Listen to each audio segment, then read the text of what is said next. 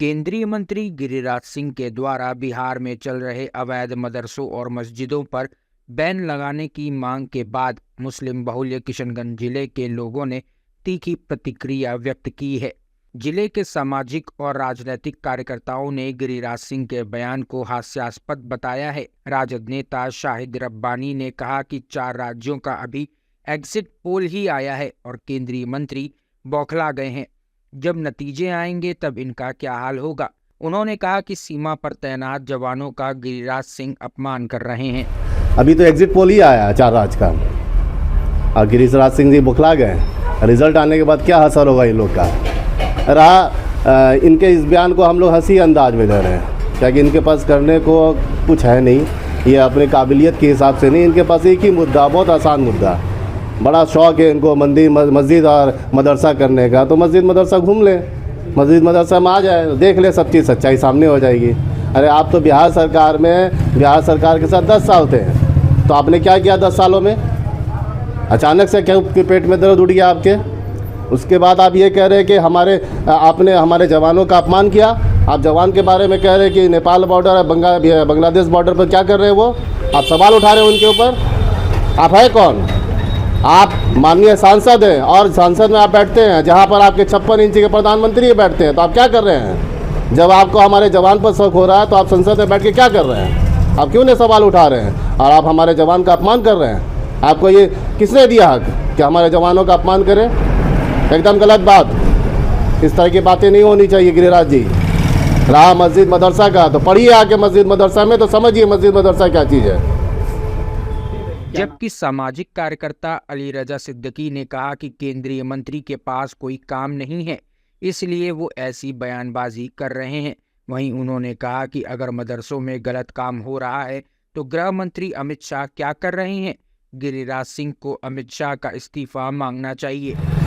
देखिए, असल में गिरिराज जी का अक्सर इस तरह का बयान, विवादित बयान आता रहता है और सबसे बड़ी बात यह है कि हमेशा वो अपने ही बयान में खुद ही वो मजाक का पात्र बन जाते हैं। मदरसे में और मस्जिद में जिस तरह की ये बात कर रहे हैं कि गलत गतिविधियों की, तो इनको तो सबसे पहले देश के गृह मंत्री अमित शाह जी से इस्तीफ़ा मांगना चाहिए कि अगर इस तरह की कोई एक्टिविटीज़ हो रही है और उन्हें खबर नहीं है तो ये तो बड़ी चिंता की बात है। और दूसरी सबसे अहम बात ये है कि ये इनकी जो पृष्ठभूमि है ये भाजपा से आते हैं। 17 सालों तक इन्होंने नीतीश जी के साथ बिहार की सत्ता में बैठकर मलाई खाया। आज जब बिहार की जनता जान रहे हैं कि बिहार एक ऐसी धरती है जो सूफी संतों की धरती है और बिहार ने कभी भी कम्युनलिज़म को बढ़ावा नहीं दिया है, तो यहाँ पे ये हिंदू मुस्लिम मंदिर मस्जिद करके यहाँ की जो शांति प्रिय फ़िज़ा है उसको ये बर्बाद करना चाह रहे हैं। और देश चलेगा मोहब्बत से, शांति से, अमन से। और इनकी जो ये बयानबाजी होती है या बीजेपी के दूसरे लीडरों की जो बयानबाजी होती है वो नफ़रत पे आधारित है और ये नफ़रती बयान देश के लिए अच्छी चीज़ नहीं है, देश के लिए अच्छा नहीं है। बल्कि मैं तो देश के तमाम उन नेताओं से आग्रह करता हूं जो देश के लिए सोचते हैं, जिनके अंदर देश की चिंता है, जो देश के लिए कुछ करना चाहते हैं, अगर सही मानों में वो देशभक्त हैं, तो ऐसे बयान वीरों के ऊपर उन्हें गंभीर तौर पे सोचना चाहिए कि ये नफ़रत की बयानबाजी देश को किस दिशा में ले जा रही है। ये पूरे देश के लिए चिंता का विषय है। जबकि व्यवसायी सह सामाजिक कार्यकर्ता मोहम्मद रजा ने कहा कि बौखलाहट में उन्होंने बयान दिया है और अगर उन्हें लगता है कि कुछ गलत है तो आकर उन्हें खुद देखना चाहिए। पहले तो आप लोगों का शुक्रिया अदा करते हैं कि कुछ मुद्दों पे आप लोगों से पूछते हैं, इसके लिए बहुत बहुत शुक्रिया।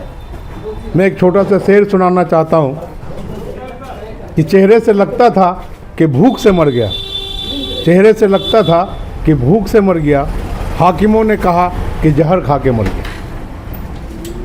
अजीब मामलात है, जबकि इनको मालूम है कि मस्जिद कहीं भी बनती है तो पूरी कागजात के साथ बनती है। इनका मिजाज अलग हो गया है, पॉलिटिकल मामला है, कई राज्यों में हालात अच्छे नहीं हैं, इनकी वजह से बुखला के इस टाइप का स्टेटमेंट दिए हैं। नहीं देना चाहिए इनको। हम लोग अल्लाह के रसूल को मानने वाले लोग हैं। मैं बुजुर्गों से सुना हूँ, एक बार अल्लाह के रसूल जो है मस्जिद नबी में बैठे थे कुछ सहाबी के साथ, एक यहूदी आके मस्जिद की दीवार पे पेशाब कर दिया।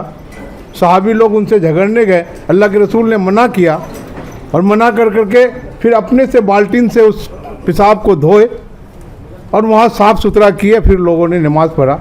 यहूदी ये सब हालात देख करके अल्लाह के रसूल के हो गए। तो हम लोग उनके मानने वाले लोग हैं, अल्लाह इनका अज़र इनको देगा ज़रूर। क्या लगता है गलत गतिविधियाँ होती हैं मदरसा मस्जिदों में? नहीं गलत होती तो आके देख लेना भाई, आके देखें, उनको देखना है, उनको कोई मना थोड़ी किया। लोग आते ही है, और भी लोग आते हैं, ऐसी कोई बात नहीं है, आके वो देख सकते हैं, मस्जिद मदरसा को देख ही सकते हैं। क्या सोचती है किशनगंज की आवाम? ये तो किशनगंज के हमारे किशनगंज में देखिए भाईचारा इस तरह है, लोग कहते हैं किशनगंज में जो भी ऑफिसर आते हैं कि भाई यहाँ गंगा जमुना तहजीब वाला मामला है, यहाँ सब लोग मिलजुल के रहते हैं और यहाँ तो कोई ऐसी बातें होती भी नहीं है, सब लोग आपस में मिलजुल के। इस टाइप की बातों से लोगों को असर पड़ेगा, किशनगंज के अवाम को नहीं, पूरे हिंदुस्तान के अवाम को असर पड़े, ऐसी बातें नहीं बोलनी चाहिए। गौरतलब हो कि सोशल मीडिया प्लेटफॉर्म एक्स पर गिरिराज सिंह ने वीडियो जारी कर कहा था कि मदरसों और मस्जिदों में अवैध गतिविधियां संचालित हो रही हैं, जिससे आने वाले समय में धर्म और धन दोनों ही नहीं बचेगा, इसलिए मुख्यमंत्री इस पर प्रतिबंध लगाए। बिहार में अवैध मस्जिद और अवैध मदरसों की बाढ़ हो गई है। बिहार बांग्लादेश बॉर्डर और नेपाल की बॉर्डर से सटा हुआ है। इन बॉर्डरों पर तो और ज़्यादा हो गया है। जो आंतरिक सुरक्षा केवल बिहार के लिए नहीं बल्कि देश के लिए खतरा पैदा कर रहा है।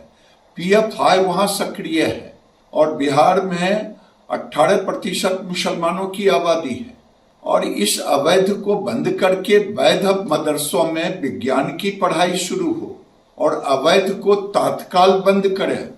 वोट की लालच में नीतीश जी बहुत हो गया, अब बिहार और देश के हो रहे खतरों पर भी विचार करें।